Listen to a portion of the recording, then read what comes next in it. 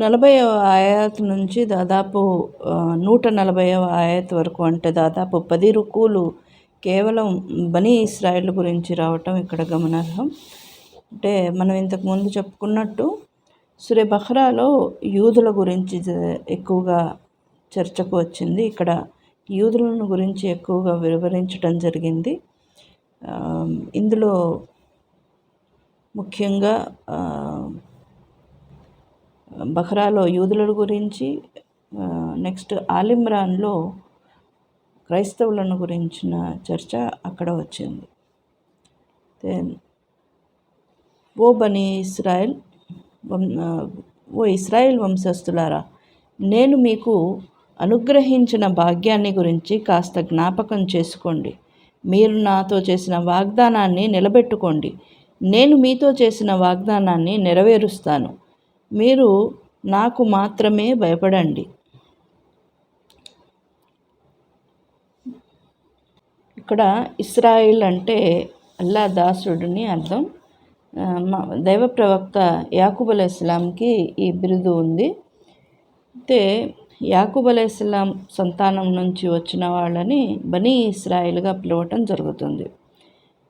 అయితే వీళ్ళకి అనుగ్రహించిన భాగ్యాలను గుర్తు చేసుకోండి అనటంలో ఉద్దేశం ఏమిటి అంటే, మనము మూసా అలైహిస్సలాం ఆయన చరిత్ర నుండి మనకి అనేక రకమైన విషయాలు అర్థమవుతాయి. అల్లా తఆలా బనీ ఇస్రాయిల్ని ఏ విధంగా ఆదరించాడు, ఏ విధంగా వాళ్ళని అన్ని రకాల అనుగ్రహాలతో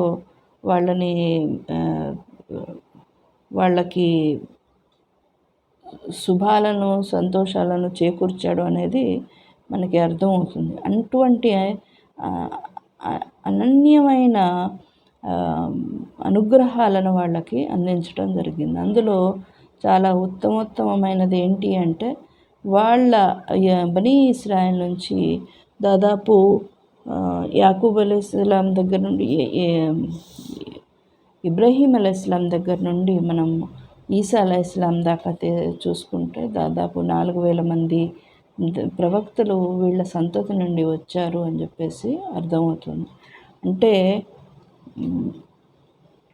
ఇది వాళ్ళ జాతికి ఇచ్చిన ఒక రకమైన అత్యుత్తమమైన గౌరవం ఇది.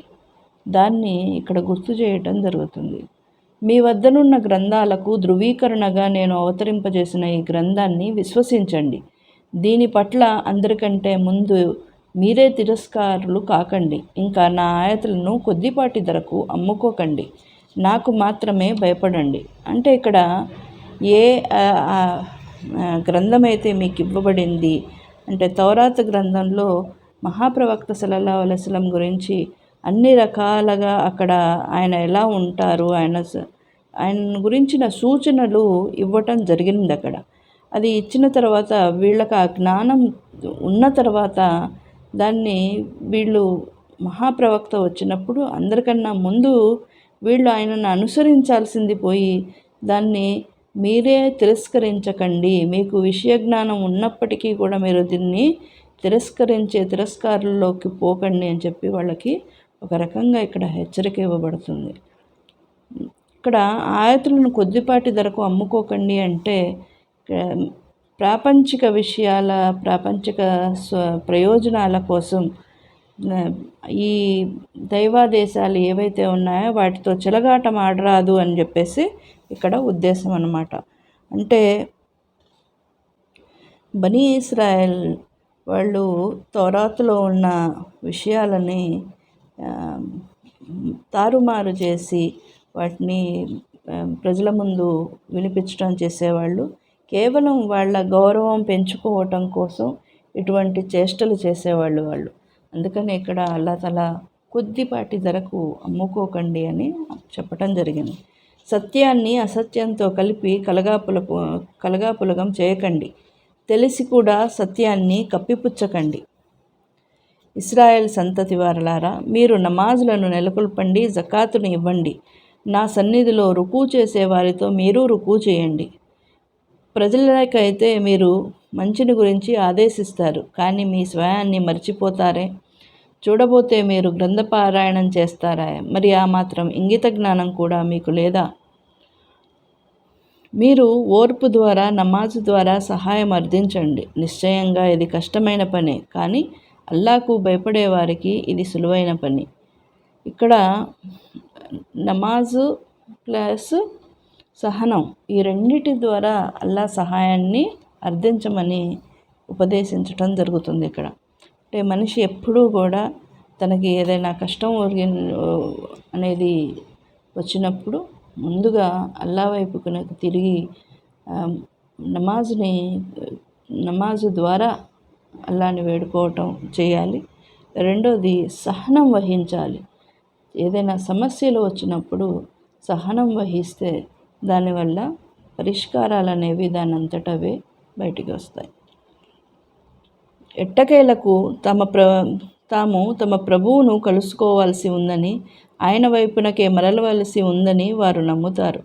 ఓ ఇశ్రాయేల్ సంతతి వారలారా, నేను మీపై కల్పించిన అనుగ్రహాన్ని, సమస్త లోకవాసులపై మీకు ఇచ్చిన ప్రాధాన్యతను గురించి కాస్త నెమరు వేసుకోండి. ఇక్కడ సమస్త లోకవాసులపై మీకు ప్రాధాన్యత అంటే వీళ్ళ వంశంలో అనేక మంది ప్రవక్తలను తీసుకురావడం, వీళ్ళకి విశిష్టతని ఇవ్వటం అనేది అల్లా తఆలా చేసిన ఒక పెద్ద అనుగ్రహం అన్నమాట. ఆ అనుగ్రహాన్ని, ఆ గౌరవాన్ని వాళ్ళకి గుర్తు చేయటం జరుగుతుంది. ఇక్కడ ఎవరికి ఎలాంటి ప్రయోజనం చేకూర్చలేని, ఎవరి సిఫారసు స్వీకరించబడని, ఎవరి వద్ద కూడా పరిహారం తీసుకోబడని, ఎలాంటి సహాయం అందజేయబడని ఆ దినానికి భయపడండి.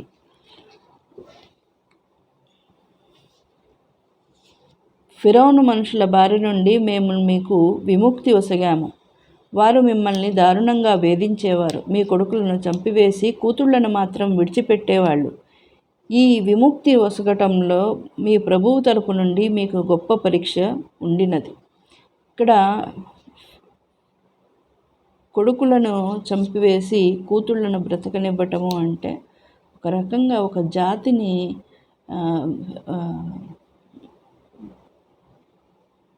అగౌరవపరచటం అన్నమాట. వాళ్ళని ఆ జాతిని వృద్ధి చెందకుండా ఆ జాతిని నాశనం చేసే ఒక ఉద్దేశం కూడా చెప్పచ్చు ఇక్కడ. అప్పుడు మేము మీకోసం సముద్రాన్ని చీల్చి మిమ్మల్ని సురక్షితంగా చేరవేశాము. అదే సమయంలో మీరు చూస్తుండగానే ఫిరౌనీయులను అందులో ముంచివేశాము.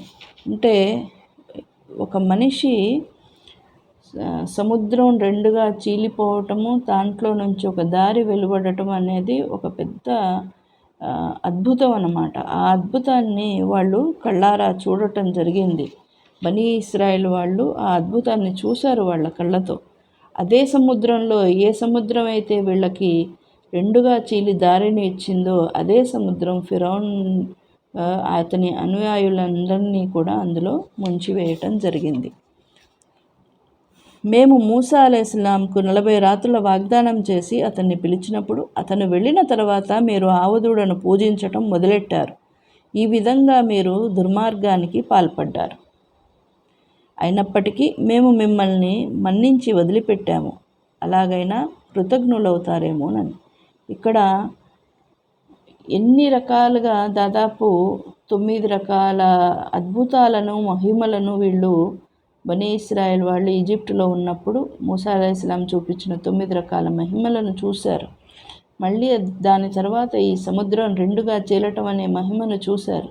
చూసిన తర్వాత కూడా ఇంకా వాళ్ళ మధ్యలో మూసా అలైహిస్సలాం ఉన్నారు, ఇంకా ఫిరౌన్ అలైహిస్సలాం ఉన్నారు. 2 ప్రవక్తలు ఉన్నప్పటికీ కూడా వాళ్ళు ఆ కొద్ది సమయంలోనే దారి తప్పి మళ్ళీ ఆవును విగ్రహంగా చేసుకొని పూజించటం మొదలెట్టారు. ఇంకా మేము మూసాకు మీ మార్గదర్శకత్వం నిమిత్తం గ్రంథాన్ని, గీటురాయిని ప్రదర్శించాము.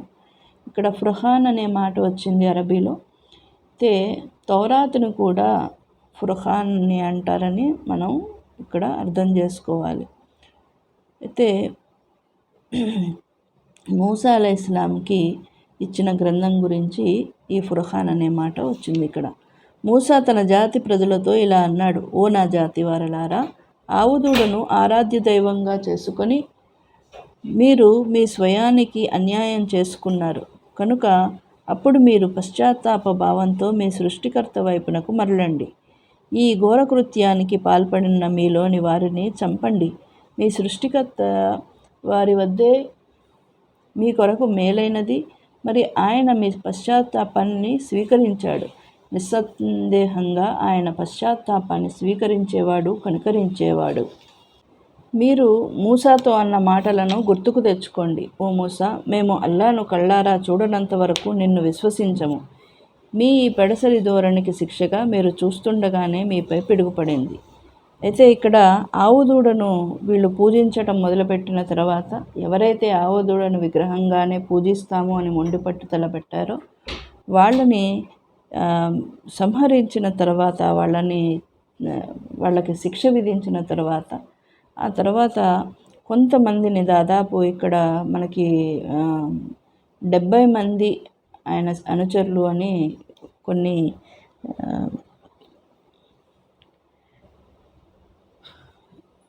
70 మంది అనుచరులను తీసుకొని ఆయన తూరు పర్వతం మీదకి వెళ్ళటం జరిగింది. అప్పుడు వాళ్ళు మేము అల్లాని చూస్తేనే చూడనంత వరకు వీటన్నిటిని విశ్వసించము అని అన్నప్పుడు అక్కడ అల్లా తాలా వాళ్ళ మీద ఒక పిడుగుబాటుని వేయటం జరిగింది.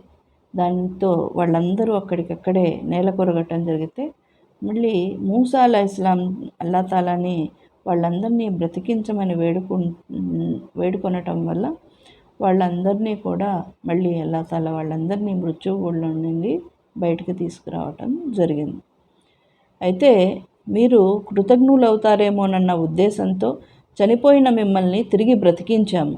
మేము మీపై మేఘాల ఛాయను కల్పించాము, మీపై మన్న సల్వాలను దించాము. మేము మీకు ప్రసాదించిన పరిశుద్ధమైన వస్తువులను తినండి అని చెప్పాము. కానీ వారు ఆ అనుగ్రహాలు అనుభవించి కృతజ్ఞులయ్యే బదులు కృతజ్ఞత చూపటం మొదలెట్టారు. వారు మాకు ఎలాంటి అన్యాయం చేయలేదు, కాకపోతే వారు తమకు తామే అన్యాయం చేసుకుంటూ పోయారు. ఇక్కడ దాదాపు 9 అద్భుతాలను వాళ్ళు ఈజిప్టులో ఉన్నప్పుడు చూడటం జరిగింది. ఆ తర్వాత సముద్రం చీలటం చూశారు. ఆ తర్వాత సినాయి ద్వీపకల్పం మీద వాళ్ళకి ఎండగా ఉన్నప్పుడు వాళ్ళకి మేఘాల ఛాయని ఇవ్వటం జరిగింది. మన్న సెల్వాలు అంటే, మన్న అంటే ఒక పుట్టగొడుగులాగా ఉంటుందన్నమాట. అటువంటి ఆహారం ఇవ్వబడింది. అలాగే సల్వా అంటే ఒక రకమైన పిచ్చుకలాగా ఉంటుందన్నమాట. ఆ పక్షి ఆకాశం నుండి ఆ పక్షులు వచ్చేవి, వాటిని జిబా చేసుకొని తినేవాళ్ళు వీళ్ళు. అయితే వీటిని వాళ్ళకి ప్రసాదించటం జరిగింది. వీళ్ళు ఈ ప్రసాదించిన వాటి వల్ల అల్లా తాలాకు కృతజ్ఞత వ్యక్తం చేస్తారు అని అంటే, వాళ్ళు ఇంకాస్త కృతజ్ఞతని బదులు కృతజ్ఞతని చూపించారు అని చెప్పేసి ఇక్కడ అల్లా తాలా చెప్పడం జరిగింది. ఇంకా ఈ విషయాన్ని కూడా నెమ్మరు వేసుకోండి. ఈ పురంలో ప్రవేశించండి, అక్కడ మీకు ఇష్టమైన చోట కోరుకున్న విధంగా తృప్తిగా తినండి అని. కానీ నగర ముఖద్వారం గుండా పోతున్నప్పుడు సజ్దా చేస్తూ మరీ పోవాలి. పోతున్నప్పుడు హిత్తతునని నోటితో పలుకుతూ ముందుకు సాగాలి. అప్పుడు మేము మీ తప్పుల్ని మన్నిస్తాము, సదాచార సంపన్నులకు మరింతగా అనుగ్రహిస్తాము అని మేము మీతో అన్నాము. అయితే ఇక్కడ వీళ్ళని హిత్తతున్ అనండి అని అంటే, వీళ్ళు హిత్తతున్కి బదులు హబ్బతున్ ఫీ షరాతిన్ అని అనేవాళ్ళు. అంటే అలానే వీళ్ళని సజ్దా చేస్తూలో ఆ నగరంలో ప్రవేశించండి అంటే వాళ్ళు విరుదులకు నేలను రాస్తూ దేక్కుంటూ వెళ్ళారు. ఈ విధంగా అల్లా చెప్పిన దానికి విరుద్ధంగా చేయటం అంటే వాళ్ళలో ఒక రకమైన నైతికత అనేది పూర్తిగా సమసిపోవటం అనేది జరుగుతుంది. ఇక్కడ మనిషి ఎప్పుడూ కూడా నైతికతని మర్చిపోతే ఆ తర్వాత అతనిలో తలబిరుస్తనం అనేది మొదలవుతుంది. ఇక్కడ ఈ తలబిరుస్తనంతోనే వీళ్ళు ఈ విధంగా వ్యవహరించడం అనేది జరిగింది. కానీ దుర్మార్గులు వారితో అనబడిన ఈ మాటలను మార్చివేశారు. అందుచేత మేము కూడా ఆ దుర్మార్గులపై వారి ధిక్కార వైఖరికి శాస్తిగా ఆకాశం నుంచి శిక్షను అవతరింపజేశాము. ఆకాశం నుండి శిక్ష అంటే అక్కడ ఒక రకమైన పొగ వ్యాపించి ఒక రకమైన శిక్ష పడింది అని కూడా అనుకోవచ్చు. లేదంటే చాలా వరకు కూడా ఇది ప్లేగు వ్యాధి అని చెప్పేసి చాలా వరకు పండితుల అభిప్రాయం అన్నమాట. అక్కడ ప్లేగు వ్యాధి రావటం వల్ల వాళ్ళందరూ కూడా సమసిపోవడం జరిగింది, మరణించడం జరిగింది అని చెప్పేసి తెలియజేస్తున్నారు. మూసా అలైహిస్సలాం తన జాతి ప్రజల కోసం నీటిని అడిగినప్పుడు నీ చేతి కర్రతో ఆ కొండ రాతిపై కొట్టు అని మేమన్నాము. అలా కొట్టగా దాని నుండి 12 ఊటలు పెళ్ళుబికాయి. వారిలోని ప్రతి తెగవారు తమ నీటి ప్రస్థలాన్ని తెలుసుకున్నారు. అప్పుడు మేము వారికి ఈ విధంగా ఆదేశించాము, అల్లా మీకు ప్రసాదించిన ఉపాధిని తినండి, తాగండి, భూమిలో అలజడిని రేపుతూ తిరగకండి. ఇక్కడ ఇంతకుముందు వాళ్ళకి ఇచ్చిన అది మేఘాల ఛాయ కానివ్వండి, మన్న సెల్వాలు కానివ్వండి, ఇవన్నీ కాకుండా మళ్ళీ వీళ్ళకి ఒక 12 ఊటలను మళ్ళీ వాళ్ళల్లో అంతర్గతంగా వాళ్ళు పోట్లాడుకోకూడదు అనే ఉద్దేశంతో ఎవరి ఊటను వాళ్ళకి, ఏ తెగ వాళ్ళకి ఆ ఊటను అందజేయటం జరిగింది. ఓ మూసా, ఒకే రకమైన తిండిని మేము అస్సలు సహించము. అందుకే భూమిలో పండే ఆకుకూరలు, దోసకాయలు, గోధుమలు, పప్పు దినుసులు, ఉల్లిపాయలు ప్రసాదించవలసిందిగా నీ ప్రభువును ప్రార్థించు అని వారు డిమాండ్ చేసినప్పుడు అతను ఇలా అన్నాడు, మీరు శ్రేష్టమైన వస్తువుకు బదులుగా అధమమైన దాన్ని కోరుకుంటున్నారెందుకు? సరే, ఏదైనా పట్టణానికి వెళ్ళండి, అక్కడ మీరు కోరుకున్నవన్నీ మీకు లభిస్తాయి.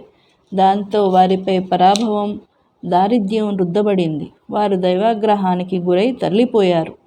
వారి ఈ దురవస్థకు కారణమేమంటే వారు అల్లా ఆయతుల పట్ల తిరస్కార వైఖరిని అవలంబించారు, అన్యాయంగా ప్రవక్తలను చంపేవారు. ఇది వారి అవిధేయతకు, బరితెగించిన పోకడకు పర్యవసానం మాత్రమే. ఇక్కడ వాళ్ళు తిరస్కార వైఖరిని, ప్రతిదానికి కూడా మొండి వైఖరి, ఒక రకంగా ఇది చేయండి అంటే దానికి విరుద్ధమైన పనినే చేయటం అన్నమాట.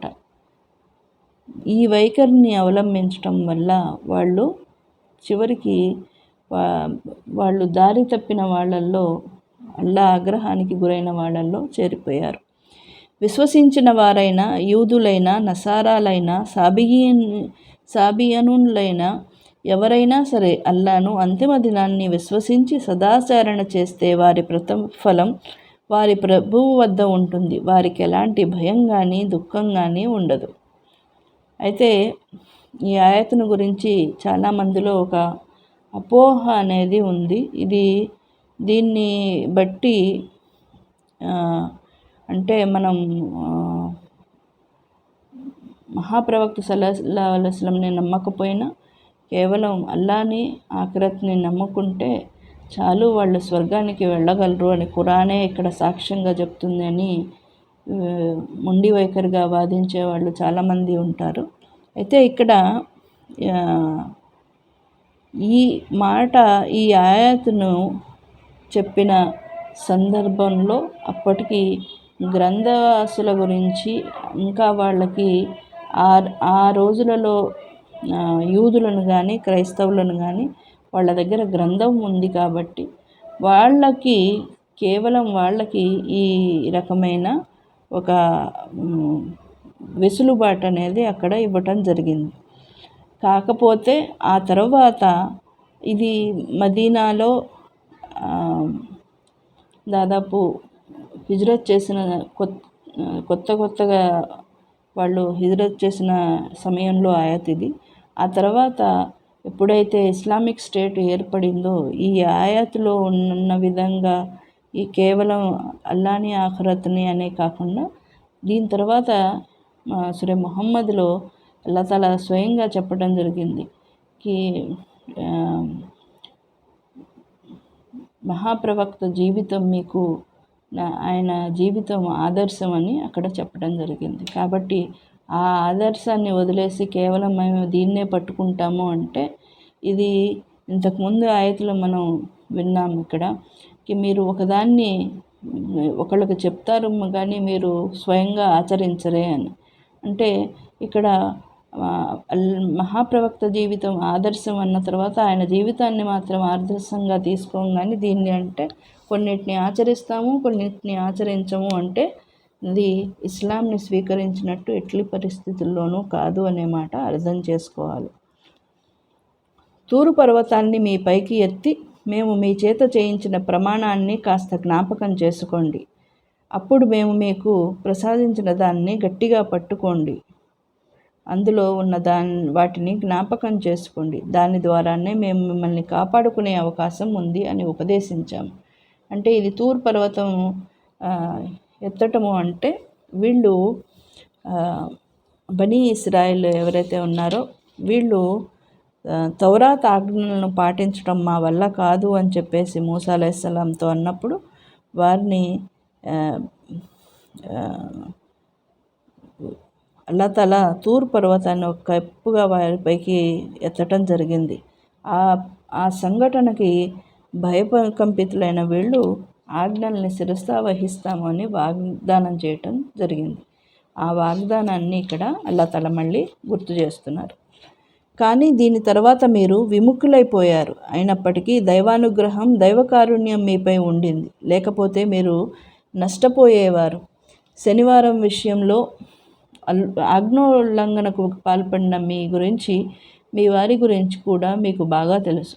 అత్యంత అసహ్యకరమైన చీత్కరింపబడిన కోతులుగా మారిపోండి అని మేము వాళ్ళను శపించాము. శనివారం విషయంలో ఆజ్ఞోల్లంఘన అంటే శనివారం రోజున వాళ్ళని చేపలు పట్టకూడదు, అంటే ప్రాపంచికమైన ఏ విధమైన కార్యక్రమాలు వ్యవహారాలు చేయకూడదు అన్నప్పుడు వాళ్ళు శుక్రవారం రోజున ఆ సముద్రానికి దగ్గరగా వాళ్ళు గుంటలు చేసి ఉంచేవాళ్ళు.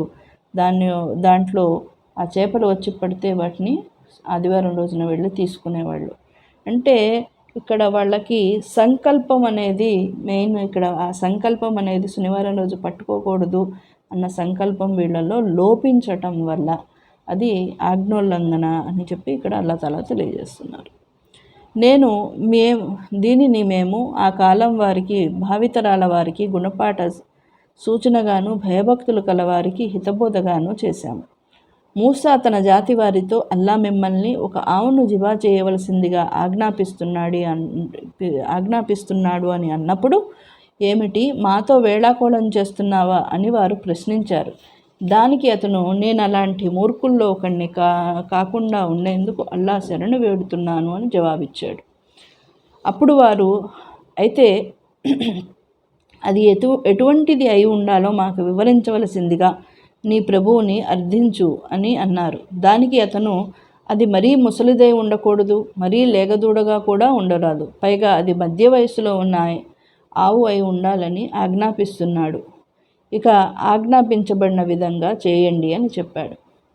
అది ఏ రంగుదై ఉండాలో మాకు వివరించమని నీ ప్రభువుని ప్రార్థించు అని మళ్ళీ అడిగారు. అది పసుపు వర్ణం గలదై నిగనిగలాడుతూ చూసేవారికి ఆకర్షణీయంగా కనిపించేలా ఉండాలన్నది అల్లా ఆజ్ఞ అని మూసా సమాధానమిచ్చారు. అప్పుడు వారు, అది ఎలాంటిదై ఉండాలో మాకు ఇంకా వివరించమని నీ ప్రభువుని ప్రార్థించు, మాకు ఆవు సంగతి ఇంకా ప్రస్ఫుటం కాలేదు, అల్లా గనక తెలిస్తే మేము మార్గదర్శకత్వం పొందుతాము అని అన్నారు. దానికి అతను, ఆవు పనిచేసేది, దుక్కి దున్నేది, సేద్యపు పనిలో ఉపయోగపడేది అయి ఉండకూడదు, ఇంకా అది ఆరోగ్యవంతమైనదై ఎటువంటి మచ్చలు లేకుండా ఉండాలి అన్నది అల్లా ఆజ్ఞ అని చెప్పాడు. దానికి వారు, నువ్వు ఇప్పుడు సరిగ్గా చెప్పావు, మాకిప్పుడు అర్థమైంది అన్నారు. అసలు వారు ఆదేశ పాలనకు ఏమాత్రం సుముఖంగా లేరు. ఎట్టకేలకు మాట విని ఆవును జిబా చేశారు. అయితే ఇక్కడ వీళ్ళకి ఆవును బలిచ్చే ఉద్దేశం లేక ఇన్ని రకాలుగా ఆ విషయం అడుగు, అది ఎలా ఉండాలో అడుగు, దాని రంగు ఎలా ఉండాలో అడుగు, ఇలా కావాలని చెప్పేసి మూసా అలైహిస్సలాంని వేధించారన్నమాట. మీరు ఒక వ్యక్తిని హత్య చేసి ఆ విషయంలో పరస్పరం విభేదించుకోసాగారు, కానీ మీ గుట్టును అల్లా రట్టు చేయాలనే నిర్ణయించుకున్నాడు కనుక ఆ ఆవు మాంసపు ముక్కను ఒకదాన్ని హతుని దేహానికేసి కొట్టండి, అతడు లేచి నిలబడతాడు అని మేము అన్నాం. ఈ విధంగా అల్లా మృతులను బ్రతికించి తన నిదర్శనాలను చూపుతున్నాడు, మీరు ఇకనైనా బుద్ధిగా మసులుకోవాలని. కానీ ఆ తరువాత మీ హృదయాలు కఠినమైపోయాయి, రాళ్ల మాదిరిగా కాదు, వాటికంటే కూడా కఠినమైపోయాయి. కొన్ని రాళ్ల నుంచి అయితే సెలయేళ్లు ప్రవహిస్తాయి, మరికొన్ని రాళ్ళు పగలగా వాటి నుంచి నీరు చిమ్ముతుంది, మరికొన్ని అల్లా భయంతో కంపించి కింద పడిపోతాయి. మీ కార్యకలాపాల వల్ల అల్లా పరధ్యానంలో ఉన్నాడని అనుకోకండి. ఇక్కడ వాళ్ళు ఒక హత్య చేయటం జరుగుతుంది. ఆ హత్యని కప్పిపుచ్చుకోవటం కోసం ఒకళ్ళ మీద ఒకళ్ళు వేసుకొని దాన్ని ఒక రాద్ధాంతంలాగా అక్కడ చేస్తారు. అయితే ఈ హత్యని ఎవరు చేశారు అనే దాన్ని బట్టబయలు చేయటం కోసం అల్లా ఇక్కడ ఆ ఆవుని బలి ఇవ్వండి అని చెప్పటం జరిగింది. ఆ ఆవు మాంసపు ముక్కని ఒకటి ఆ హతుని మీద పెట్టడం వల్ల ఆ హతుడు ప్రాణంతో లెగుస్తాడు అని చెప్పటం జరిగింది. అయితే ఇక్కడ ఈ చనిపోయిన వ్యక్తి మళ్ళీ బ్రతకటం అనేది ఒక రకంగా ప్రళయ దినాన మళ్ళీ మనుషులు లేపబడతారు అనే ఉదాంతాన్ని మనకి ఇక్కడ మళ్ళీ గుర్తు చేయటం అనేది కూడా ఆ విధంగా కూడా మనం ఇక్కడ అర్థం చేసుకోవచ్చు అన్నమాట. అంటే చనిపోయిన వ్యక్తిని బ్రతికించటం అనేది అల్లాహకు పెద్ద పని కాదు అనేది మనకి ఇక్కడ అర్థమవుతుంది. వారు మీ మాటలను నమ్ముతారనే మీరు ఇక్కడ ఇంకొక మాట వచ్చింది, వాళ్ళ హృదయాలు కఠినమైపోయాయి, రాళ్ల కన్నా కఠినమైపోయాయి. అంటే రాళ్లల్లో కూడా నీళ్ళు అనేవి వస్తాయి, రాళ్లల్లో కూడా భయం అనేది ఉంటుంది. వీళ్ళ హృదయాలు దానికన్నా కూడా కఠినంగా తయారైపోయాయి అని అంటున్నారు. అంటే ఈ తిరస్కార వైఖరి అనేది మనిషిని ఎంత కఠినంగా తయారు చేస్తుందో ఇక్కడ అర్థమవుతుంది. వారు మీ మాటలను నమ్ముతారనే మీరు ఆశపడుతున్నారా? వాస్తవానికి వారిలో అల్లా వాక్కును విని అర్థం చేసుకుని కూడా ఉద్దేశపూర్వకంగా దాన్ని మార్చివేసేవారున్నారు. వారు విశ్వాసులను కలుసుకున్నప్పుడు తమ విశ్వాసాలను వెల్లడిస్తారు. తమ వర్గానికి చెందిన వారిని ఏకాంతంలో కలుసుకున్నప్పుడు అల్లా మీకు తెలియజేసిన విషయాలను మీరు వారికి ఎందుకు చేరవేస్తున్నారు? తద్వారా మీ ప్రభు సమక్షంలో వారు మీపై వాదనకు బలం పొందగలరనే సంగతి మీరు విస్మరిస్తున్నారా ఏమిటి అని అంటారు. అంటే ఇక్కడ వీళ్ళు ఎట్టకేలకు ఇంకా వేరే మార్గం ఏదీ లేదు అనుకున్నప్పుడు ఇస్లాంని స్వీకరించాము, మీతో పాటే ఉన్నాము అని చెప్పేసి కల్లబుల్లి కబుర్లు చెప్పేవాళ్ళు అనమాట. ఇక్కడ ఈ యహూదులు ఎవరైతే ఉన్నారో అందులో ఒక వర్గం వాళ్ళు అవును ఇది తౌరాతులో చెప్పబడింది, ఇది వాస్తవమే అని చెప్పేసి ఒప్పుకునేవాళ్ళు. ఆ ఒప్పుకున్న వాళ్ళని మీరు ఎందుకు ఆయనకి నిజాలనేవి చెప్తున్నారు? ఈ చెప్పటం వల్ల ప్రళయం రోజున ఇది ఒక సాక్ష్యంగా తయారవుతుంది, మీరు ఎందుకు సాక్షులను తయారు చేస్తున్నారు, ఎందుకు విషయాలని బయట పెడుతున్నారు అని చెప్పేసి వాళ్ళని నిజం చెప్పినందుకు వాళ్ళని ఖండించేవాళ్ళు అనమాట. అక్కడ వాళ్ళని నిజాలు చెప్పకుండా భయపెట్టేవాళ్ళు అనమాట. వారు దాచేది బహిర్గతం చేసేది అంతా అల్లాకు తెలుసు. అల్లాకు తెలుసన్న సంగతి వారికి తెలియదా? వారిలో చదువురాని వారు కొందరున్నారు, వారికి గ్రంథజ్ఞానం లేదు, వారు కేవలం ఆశల్ని నమ్ముకొని ఉన్నారు, లేనిపోని అంచనాలు వేసి ఊహల్లో విహరిస్తూ ఉంటారు. అంటే వీళ్ళు గ్రంథజ్ఞానం లేకపోయినప్పటికీ, వాళ్ళకి చదువు రాకపోయినప్పటికీ కూడా వాళ్ళు ఏమంటారు అంటే, మేము కొన్ని రోజులు మాత్రమే నరకంలో ఉంటాము, మమ్మల్ని మా దేవతలు ఎవరైతే ఉన్నారో వాళ్ళు, ముఖ్యంగా వీళ్ళు ఉజైర్ అలైహిస్సలాం వాళ్ళందరినీ రక్షించుకుంటాడు, సిఫారసు చేస్తాడు అని చెప్పేసి వీళ్ళందరూ నమ్మేవాళ్ళు అనమాట. దీన్ని గురించి ఇక్కడ అల్లాహ్ తాలా చెప్పటం జరుగుతుంది. తమ స్వహస్తాలతో లిఖించిన గ్రంథాన్ని దైవ గ్రంథం అని చెప్పి ప్రాపంచిక తుచ్చ ప్రయోజనాలని పొందజూసే వారికి వినాశం కలదు. వారి స్వహస్త లిఖిత రచన కూడా వారి వినాశానికి దారితీస్తుంది, వారి సంపాదన కూడా వారి నాశనానికి కారణభూతమవుతుంది. అంటే వీళ్ళు పుస్తకాలలో వాళ్ళంతటగా వాళ్ళు కొన్ని విషయాలను జోడించుకునేవాళ్ళు అనమాట. వాటిని ఇది అల్లా తరపు నుంచే వచ్చింది అని చెప్పి నమ్మబలికేవాళ్ళు. దీని గురించి ఇక్కడ అల్లా తాలా తీవ్రంగా హెచ్చరించడం జరిగింది. పైగా మేము నరకాగ్నిలో కొన్ని రోజులు మాత్రమే ఉంటాము అని వారు అంటున్నారు. వారిని అడుగు, మీరు ఆ మేరకు అల్లా నుండి పొందిన వాగ్దానం ఏదన్నా మీ వద్ద ఉందా? ఒకవేళ ఉంటే అల్లా ముమ్మాటికి తన వాగ్దానానికి విరుద్ధంగా వ్యవహరించడు. అసలు మీరు మీకు తెలియని విషయాలను అల్లాకు ఆపాదిస్తున్నారు. నిస్సందేహంగా ఎవడు పాపకార్యాలకు ఒడిగట్టడో అతని పాపాలు అతన్ని ముట్టవో అలాంటి వారే నిస్సందేహంగా ఎవడు పాపకార్యాలకు ఒడిగట్టాడో అతని పాపాలు అతన్ని చుట్టుముట్టాయో అలాంటి వారే నరకవాసులు. అందులో వారు శాశ్వతంగా ఉంటారు. మరెవరు విశ్వసించి మంచి పనులు చేస్తారో వారు స్వర్గవాసులు. అందులో వారు శాశ్వతంగా ఉంటారు. మేము ఇశ్రాయేల్ వంశస్థుల నుండి వాగ్దానం తీసుకున్నాము, అల్లాను తప్ప మరెవరిని ఆరాధించకూడదు.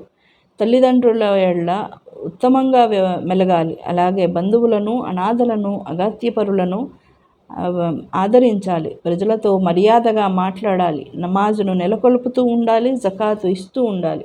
అయితే మీలో కొద్దిమంది తప్ప అందరూ మాట తప్పారు, ముఖం తిప్పుకున్నారు. ఇక్కడ దాదాపు బనీ ఇస్రాయేల్ నుంచి వాగ్దానం తీసుకున్నట్టు వస్తుంది. అయితే ముస్లింలకు కూడా వీటిని ఇదే ఆదేశాన్ని ఇవ్వటం జరిగింది. అల్లాను తప్ప వేరెవరిని ఆరాధించకూడదని. ఆ తర్వాత అల్లా తర్వాత రెండవ స్థానాన్ని తల్లిదండ్రులకు ఇవ్వటం జరిగింది. ఆ తర్వాత బంధువులకు, అనాథలకు, అగాధ్యపరులకు ఆదరించాలి, వాళ్ళందరినీ ఆదరించాలని చెప్పటం జరిగింది. నమాజ్ నెలకొల్పటం, జకాత్ ఇవ్వటం, ఇవన్నీ కూడా ముస్లింలకి విధులుగా వీటన్నిటిని ఆదేశించటం జరిగింది. ఇక్కడ వస్తున్నది మాత్రం ప్రస్తుతం బనీ ఇస్రాయేల్ వాళ్ళ నుంచి కూడా ఇదే ఆదేశాలు వాళ్ళకి ఇవ్వటం జరిగింది. పరస్పరం రక్తం చిందించరాదని, తోటి వారిని వారి నివాస స్థలాల నుండి బహిష్కరించరాదని మీరుండి వాగ్దానం తీసుకున్నప్పుడు దానికి మీరు అంగీకరించారు. ఆ విషయానికి స్వయంగా మీరే సాక్షులు.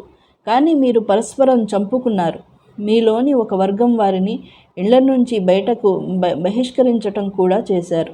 పాపానికి, దౌర్జన్యానికి పాల్పడుతూ మీరు వారికి వ్యతిరేకంగా ఇతరులను సమర్థించారు. మరి వారు బందీలుగా పట్టుబడి మీ వద్దకు వచ్చినప్పుడు మీరు వారి కోసం నష్టపరిహారం ఇచ్చిన మాట వాస్తవమే. కానీ మీరు వారిని వెళ్ళగొట్టడమే అధర్మం. మీరు దాన్ని అసలు లెక్క చేయలేదు. ఏమిటి? మీరు కొన్ని ఆజ్ఞలను విశ్వసించి మరికొన్నిటిని తిరస్కరిస్తున్నారా? మీలో ఇలా చేసేవారికి ప్రపంచ జీవితంలో అవమానం తప్ప ఇంకే ప్రతిఫలం ఉంటుంది? ఇక ప్రళయ దినాన వారు మరింత కఠినమైన శిక్ష వైపు మరలించబడతారు. అల్లాకు మీ చేష్టలు తెలియకుండా లేవు. పరలోకానికి బదులుగా ప్రాపంచిక జీవితాన్ని కొనుక్కున్న వారు వీరే. వీరికి విధించబడే శిక్షల్లో తగ్గింపు ఉండదు, వారికి సహాయపడటము జరగదు. ఇక్కడ బనీ ఇస్రాయేల్ వాళ్ళకి కొన్ని ఆదేశాలు జరిగినాయి. ఏంటి అంటే, ఒకళ్ళు చంపుకోరాదు, ఇంకొకటి వాళ్ళ నివాస స్థలాల నుండి వాళ్ళని బహిష్కరించరాదు అని. అయితే మదీనాకి మహాప్రవక్త సల్లల్లాహు అలైహి వసల్లం మదీనాకి వలస రాకముందు అక్కడ ఔస్ और ఖజ్రజ్ అనే 2 తెగలు ఉండేవి. ఆ 2 తెగలు కూడా పరస్పరం ఎప్పుడూ కూడా కత్తులు తీసుకునేవి. అయితే అక్కడ అదే మదీనాలో 3 యూదుల తెగలు ఉండేవి. అవి బను ఖైనుకా, బను నజీర్, బను ఖురైజా. అయితే ఈ ముగ్గురు కూడా బను ఖురైజా ఔస్ తెగకు మద్దతు ఇస్తే, బను నజీర్ और బను ఖజ్రజ్ వీళ్ళు ఖజ్రజ్ తెగకి, బను ఖైనుకా, బను నజీర్ ఖజ్రజ్ తెగకి మద్దతుగా ఉండేవాళ్ళు. వీళ్ళు ఒకళ్ళకొకళ్ళు మద్దతుగా ఉంటూ దాంతోపాటు ఈ యూదులను కూడా వాళ్ళు చంపటం అనేది చేసేవాళ్ళు. వాళ్ళ ఇండ్ల నుంచి వెళ్ళగొట్టే విధంగా వాళ్ళ మీద దాడి కూడా చేసేవాళ్ళు. కాకపోతే వాళ్ళు యుద్ధ ఖైదీలుగా పట్టుబడి ఉన్నప్పుడు ఇక్కడ వాళ్ళని దేవుడు మాతో వాగ్దానం తీసుకున్నాడు కాబట్టి, ఆదేశం కాబట్టి మేము వాళ్ళ నష్టపరిహారాన్ని చెల్లించి వాళ్ళని విడుదల చేస్తున్నామని చెప్పేసి ఏదో మొక్కుబడిగా చేసేవాళ్ళు అన్నమాట. అయితే ఇక్కడ కేవలం వాళ్ళ ఈ నష్టపరిహారం ఇవ్వటం అనే దాంట్లో ఎటువంటి చిత్తశుద్ధి లేదనమాట. కేవలం ఏదో వాళ్ళ ఇష్టం వచ్చిన దాన్ని వాళ్ళు ఒక తెగని ఇంకొక తెగ సంహరించటం, వాళ్ళని ఆ ఇళ్ల నుండి వెళ్ళగొట్టడం అనేది వీళ్ళు ఇష్టపూర్వకంగా చేసింది.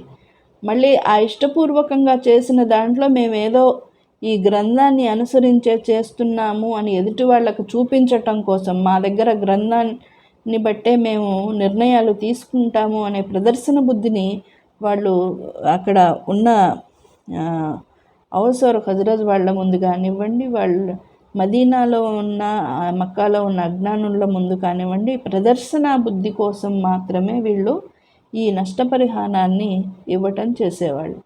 అందువల్లే అల్లా తఆలా ఇక్కడ వాళ్ళు పరలోకానికి బదులుగా ప్రాపంచిక జీవితాన్ని కొనుక్కున్నవారు వీరే అని చెప్పేసి, వాళ్ళకి ఎట్టి పరిస్థితుల్లోనూ సహాయపడేవాడు ఎవరూ ఉండరు, వాళ్ళు శిక్షకు అర్హులు అని చెప్పటం జరిగింది ఇక్కడ.